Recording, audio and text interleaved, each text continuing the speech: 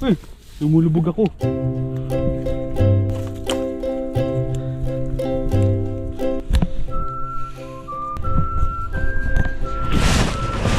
Hoy! Hoy! Ay, ay, ay!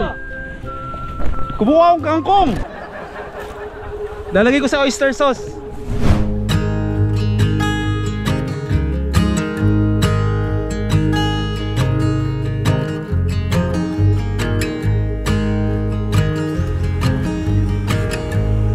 Hindi ko ma-imagine na magtatanim ulit ako ng mga gulay-gulay sa bakuran ng bahay. Nagra-rhyme pa. Sobrang nakaka-relax yung ganito, yung magtatanim ka ng mga gulay na alam mong pagdating ng panahon, pipitasin mo to at lulutuin. At kung marami man tong bunga na ibibigay, syempre damay na ang kapitbahay. Ganon dapat nagra-rhyme. Shout out to Darus Cruz sa mga binigay niya mga gulay dyan para sa atin. Talong, meron itong sili, and then ito kamatis. Sa mga hindi pa nakakaalam, yung mga ganitong bagay, isa to sa mga gustong kong gawin, yung magtanim, kasi ito yung kinalakihan ko sa probinsya namin sa Aklan. Magtanim ng upo, talbos ng kamote, kangkong, kung ano-ano pa na pwede naming i-consume sa pang-araw-araw namin na pagkain sa pamumuhay namin sa probinsya. Hindi kami mayaman nung kami ay namumuhay sa probinsya. Talagang sobrang normal lang ng pamumuhay namin doon. Tatanim para makain. Minsan lang kami makapag-grocery. Minsan lang namin maranasan yung ganun. Talagang yung mga ulam namin is pinipitas lang namin sa kapaligiran ng aming bahay. Ang lulusog. Itatanim ko pa yan sa ibang parte ng mga kalupain dito. Yan yung pinagkakabalaan ko dito habang hindi ako nabiyahe. Hanggang ngayon hindi ko alam kung paano ko sisimulan ang biyahe ko dahil syempre sobrang init ng panahon. Si Watod ginagawa pa. Kaya sige, day in a life vlogs muna tayo for the meantime at kung ano-ano pa. Pero may mga sundot na biyahe tayo na kasama natin ng Hampas Loopers. Magmumotor tayo, magka-camping tayo.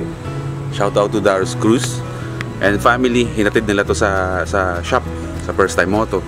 Nagulat nga ako. Paligayaan ko talaga yung mga ganyan. Tsaka ako yung taong gulay. Mahilig talaga ako sa mga gulay-gulay. Maraming salamat po sa inyo sa pagregalo nyo sa akin ng mga itatanim na mga gulay na to.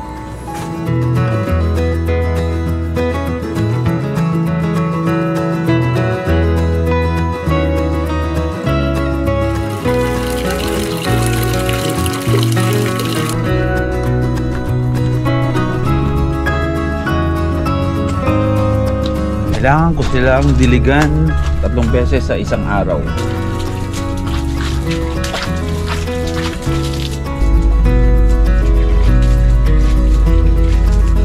From motovlogging, van life, ngayon nagtatanim. Alam nyo naman yan, lahat ng mga uploads natin is may kinalaman palagi yan sa buhay natin. Kung YouTube is life tayo, YouTube is my life kung tawagin. What you see, what you get. I-vlog ko lahat ng gusto ko. Lahat pinapag ko, diba?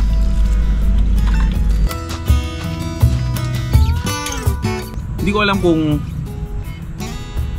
matanda na ba talaga ako.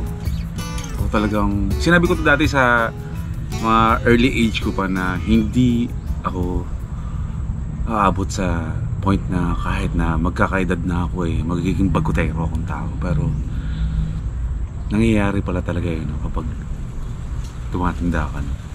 Yung para bang mas iniisip mo na lang na tahimik, diba? Isipin nyo, mga ganito yung pinagkakalibangan ko. Ayos lang ako mag-isa. Kung iniisip nyo kung okay lang ba ako na mag-isa maghapon gumagawa ng mga ganito, ayos lang. Wala akong problema, nag-enjoy ako kahit pag-isa. May nagsabi nga sa akin na ang daldal ko daw. Siyempre, edited na yon. Lahat naman sa editing,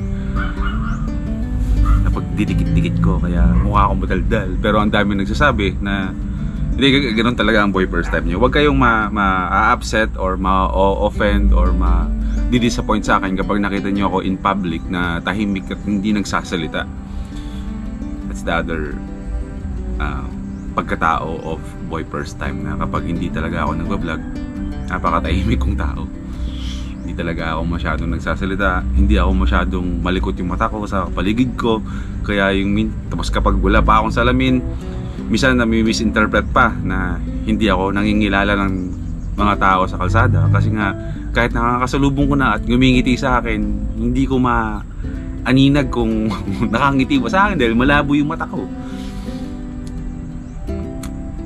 Yan lang naman. Pinapaunahan ko na agad kayo. Kapag hindi nagpa-vlog, punta sa mga ibang event, magsasalita ako ng tuloy-tuloy. And then mamaya-maya, tatahimik na naman ako. Makikita nyo naman ako sa isang sulok na nanahimik, na tulala. Malalim na naman ako mag-isip. Ganon ako. Kaya parang yung mga ganitong bagay na nag-iisa at nagbubuting-ting na kung ano-ano dito, mga maliliit na bagay na pwede kong pagkalibangan, tulad ng kay Watod, pagbabaklas. Na-enjoy ko yun, gawin mag-isa, nang hindi ako nagmamadali. Hindi ko alam kung bakit ako ganito. Kwento ko lang sa inyo. 5 years ago, nagkaroon ako ng depression, na kung saan yun yung nagpabago ng aking mood. Kasi dati, outgoing person ako eh. Dati, sobrang loud ko, sobrang kulit ko, sobrang daldal ko. Kasi sobrang outgoing ako sa kasama ang mga tao. And then, tinamaan nga ako nun. And now, okay naman ako. Hinahandle ko lang siya palagi. Kaya may mga times na tahimik pa rin ako. Pero it doesn't mean depressed pa rin ako. Nakokontrol ko lang siya na sa panahon ngayon. Kaya yung mga ganitong bagay, yung mga pag-aalis ko, pag-vlog ko ng puro adventures, nature, maliban sa gusto ko siyang gawin, is para yung maintain yung healthy na mind ko. Yung aking pang mental health ba na aalagaan ko. Yeah. Anyways, yun lang naman, naikikwento ko lang naman. Pero hindi ako suplado, approach nyo na ako. Pag hindi ko kayo napansin, tapikin nyo ako. Kasi talagang minsan naglalakad ako, lutang ang aking isipan kung saan nakakarating. Naalala nyo to? Ipapumunta kami ng Zambales gamit si Watod. Bumili kami ng mga ano ba to? Ang tawag dito? Singkamas. Hanggang ngayon hindi ko nakain. Nagkaroon na siya ng mga vines. Ano ba? Basta nagkaroon na siya ng parang tumubo na siya. Ngayon, pag-iisipan ko kung saan ko siya itatanim dito sa tambayan ko. Dapat kumapit to sa screen. Hindi ko alam kung aanihin ko ba to pagdating ng araw or nagtatanim-tanim lang ako dito. Hindi ko alam. Basta gusto ko lang siya ibaon sa lupa. Parang kailangan ko na yung pangdilig na galon. Sprinkler. Pwede ko rin ibigay ito sa mga kapatid ko para magtanim sila sa mga kanya-kanyang mga bakuran nila.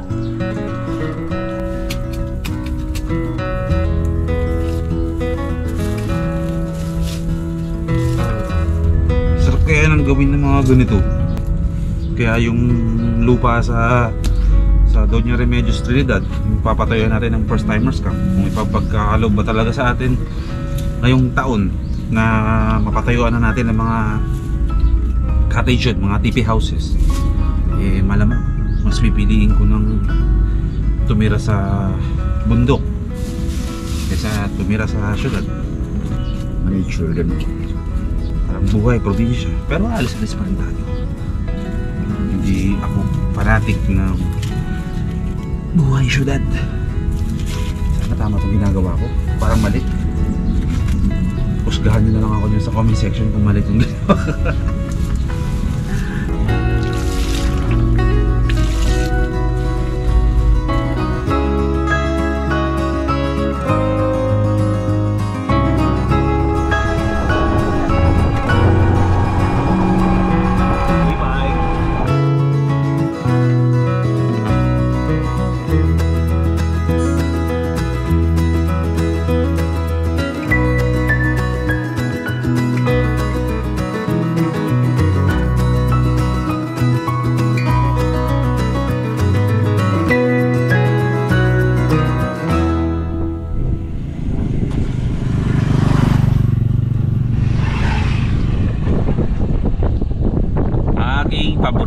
yung tambayan.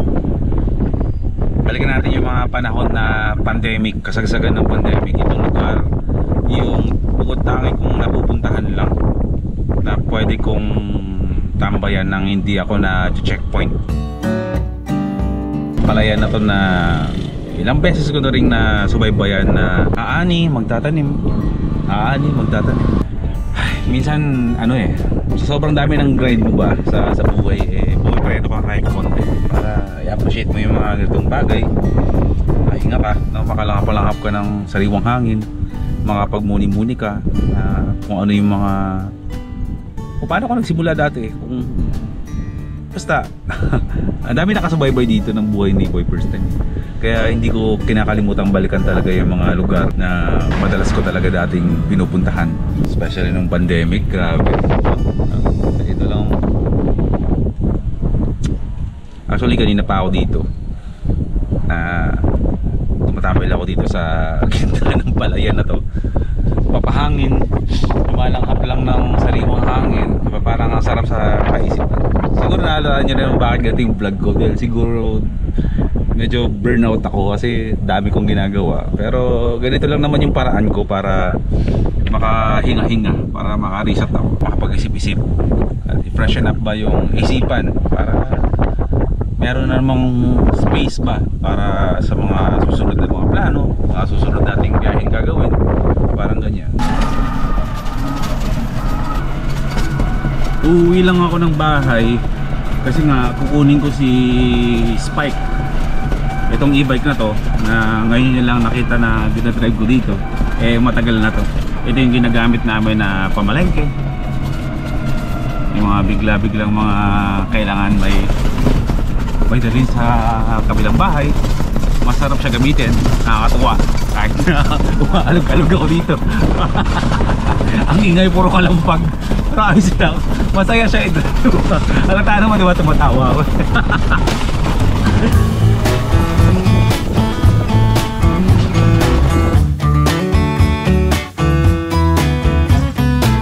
Yun lang ang meron akong kakayahan na hindi lahat meron.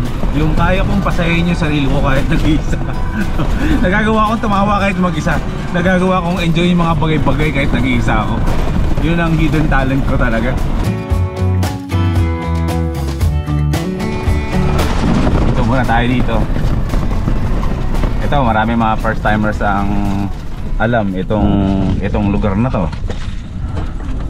Marami akong nagawang vlogs dito sa lugar na to. Kaso ibang iba na siya ngayon. Comment nyo nga kung anong puno ang meron dati dito na tinatambayan ko. Dinadala ko ng mga close friends ko dito. Dadala ako ng beer dyan, nagdadala ako ng pulutan, umiinom ako mag-isa. Minsan mga kaibigan ko na dumadayo dito sa Bulacan, dinadala ko dito. May puno dito na lilim. Diyan kami naghihinom-inom, diyan kami nagkakwentuhan para kung ano mga gusto namin gawin sa buhay, ano yung mga gusto namin, mga pangarap na gustong abutin. Nasarap din na magmumuni-muni ng ganito, no? Parang binabalik ko lang yung sarili ko sa dati nung mga nagsisimula pa lang ako. Masarap balikan at kailangan balikan at dapat matutunan natin balikan yung mga panahon na kung saan doon tayo nagsimula. Pero wala na yung puno eh. Pero yung mga matatagal na mga first timers dito, alam nila kung anong puno ang nakatayo dyan at kung gaano ko kamahal itong lugar na to dito. Kaya dati wala na eh. Nasira na siya ng bagyo. Tanging alaala na lang ang meron sa lugar na to. Pero ayos lang naman. Pero ayos lang, masasaya mga alaala ang meron. That's how Boy First Time makes muni-muni every time na napapagod ako, na napaburnout ako sa mga ginagawa ko. Ako lang din mismo yung gumagawa ng paraan para paano ko i-reset yung sarili ko. Sarap. Grabe talaga, no? Ibon-ibon lang narinig ko dito, hangin. Sige, uwi na tayo. Kailangan ko lang kunin si Spike, yung Honda ADV 150 natin. Tapos na siyang gamitin ni Kulas. Natutuwa ako na nagamit ni Kulas si Spike papuntang Mountain Province na ikot niya. Isipin mo yun, nakagala si Spike ng hindi ako kasama at kung saan siya nakarating sa kabundukan ng Mountain Province, diba? Nakakatawa. Wait lang. Wala naman siguro nagmamayari ng mga kangkong dito. Ang taba talaga ng mga kangkong. Baka pwede akong kumuha. Paborito ko yun eh, nilalagay ko sa oyster sauce. Kuha lang tayo, wait lang. Ayan. Gagi, ito nga. Lumulubog ako.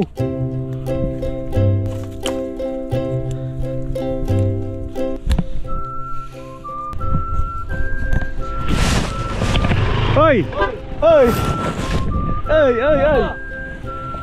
Kumuha akong kangkong. Lalagay ko sa oyster sauce. Bagay mo na kayo, bro. Hindi mo yun, ha? Ngayon lang ba tayo nagkita? 2 times na. Pang third ngayon? Sa drone mo. Doon! Sa ligas. Yung hinahanap ko yung drone ko. Tapos ngayon, di ba? Nangunguha ako ng kangkong na may kangkong. Sige. Ingat. Sige.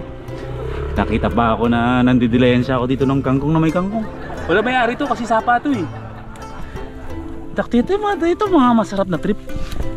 Isipin nila, no, weirdo talaga si boy first time, no. Isipin nila si boy first time nangunguha ng kangkong kani-kanino. Kukunti lang ang kailangan ko. May oyster sauce ako dun. Ulam ba hapunan? Kanal naman to eh. Pagmamay-ari to ng gobyerno. Hindi naman bawal tong ginagawa ko. Kasi may narinig na ba kayo ng may nagmamay-ari ng irigasyon? Kunwari, si Mang ano ang may-ari ng irigasyon? Wala, di ba? So ibig sabihin, itong kung na to ay para to sa lahat.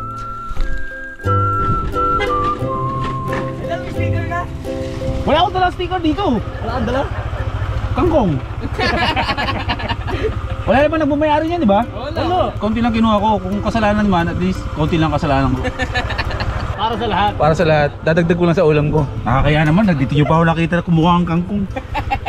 O siya, ingat kayo ha. Ingat pa nga bro.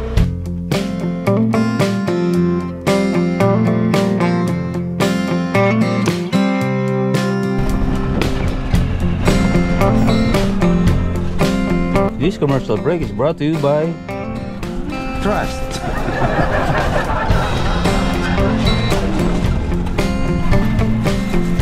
Tama po! Akala ko may pasok ka. Ay, kasi half day ka lang. Peace. Adi.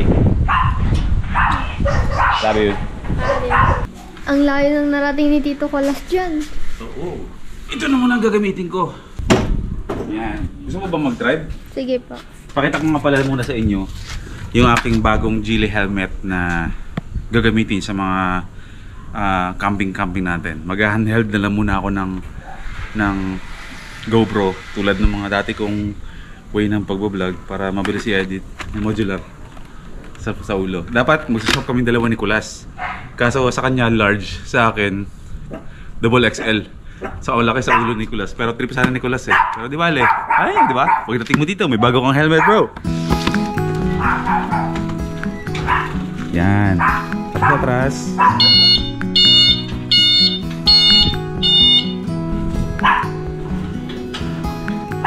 Hi. Galing na. Yan. So ikaw na muna bala ah. Sige. Maniniwala ba kayo pag sinabi ko sa inyong ilang buwan ko hindi na-drive si Spike? Old school gaming, let's go! Dito ko natatapusin yung vlog natin. Pero sana in a way ay na-inspire ko kayo. Kahit na napakasimple lang ang vlog natin ngayon.